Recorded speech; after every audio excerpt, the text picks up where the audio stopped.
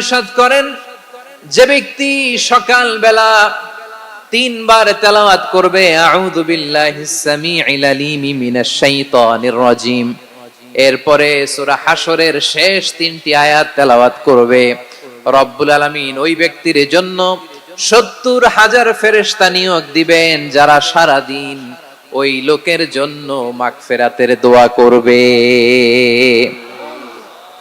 শুধু এখানেই শেষ নয়, বিশ্বনবী ফরমান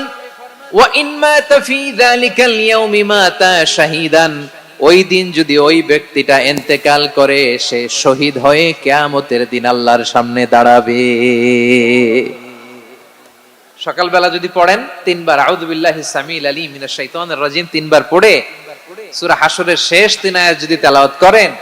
তাহলে আপনার জন্য আল্লাহ তাআলা 70,000 ফেরেশতা নিয়োগ করবে। সারা দিন তারা আপনার জন্য